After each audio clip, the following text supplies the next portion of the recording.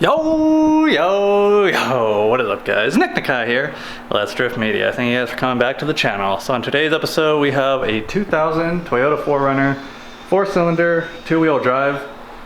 Customer complaining that his brake pedal feels really hard, scared to drive it.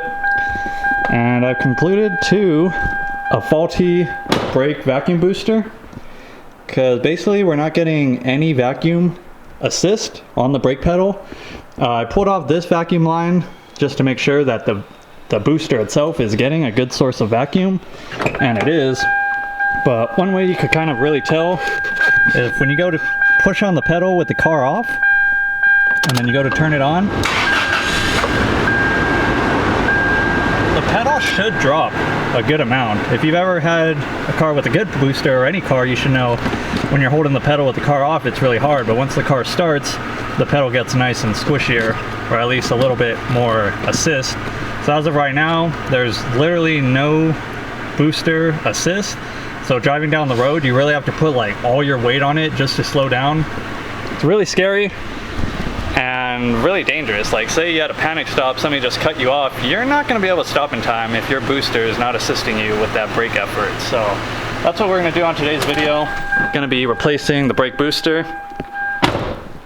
So turn my light on so you guys see a little better.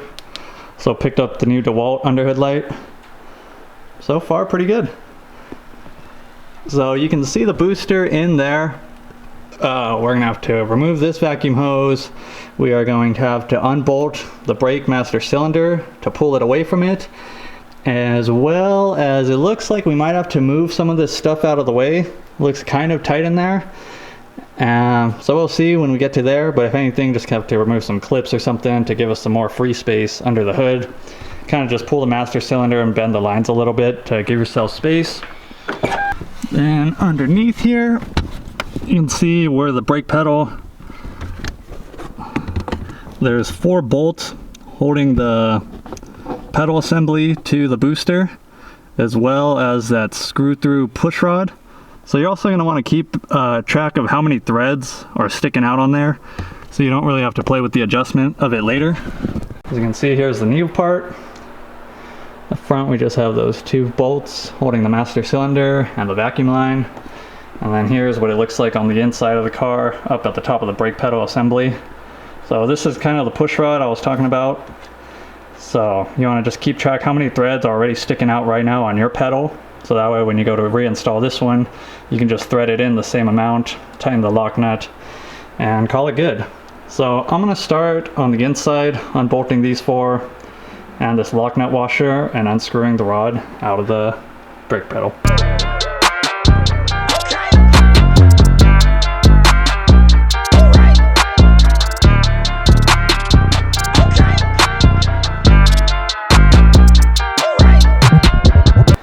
Okay, well, there's no point of time-lapsing if you can't even see what I was doing, but this is the piece that I was talking about that screws on right here. So on the vehicle we had, it was sticking out about like 3 threads out of this little fork. So I just went ahead and wrote that down. So now we know when we install this one onto here, have it about 3 or 4 threads out. So I'm already gonna have a preset right now. That way I can just leave the lock nut right where I want it, somewhere around that. It doesn't have to be perfect, because I mean, once you have it installed, if you have too much brake free play or not enough free play in the brake pedal, you can always just rotate this shaft once it's in there, but just kind of eyeballing it, and hopefully we're on the money. But yeah, that's out. Those 4 12mm are out. So now, the fun part is going to be trying to finesse this bad boy out of there.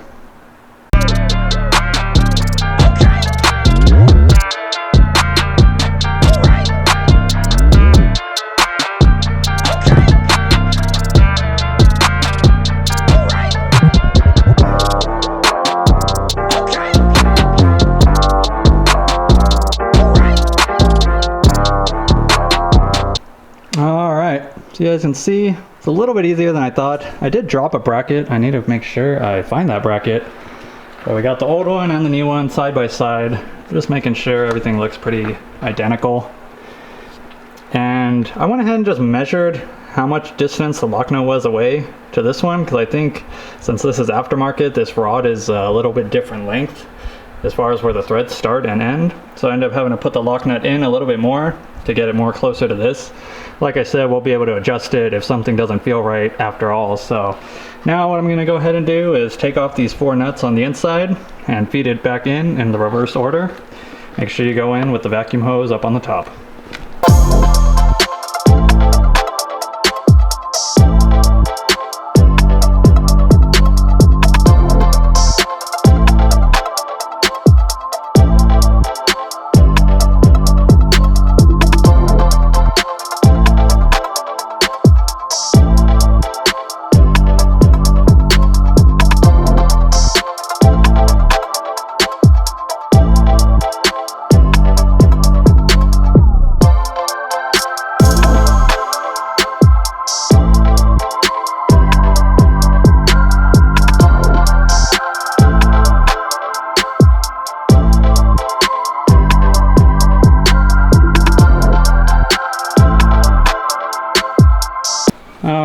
So we got everything bolted back up.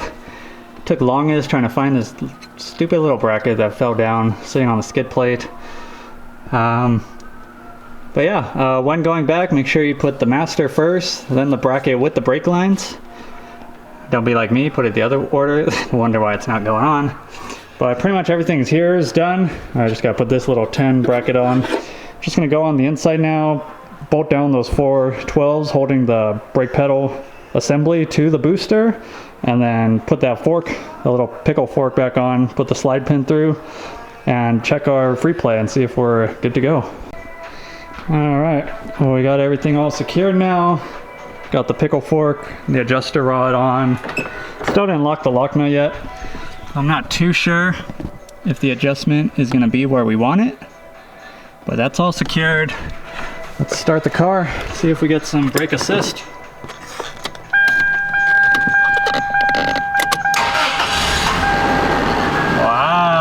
Look at that.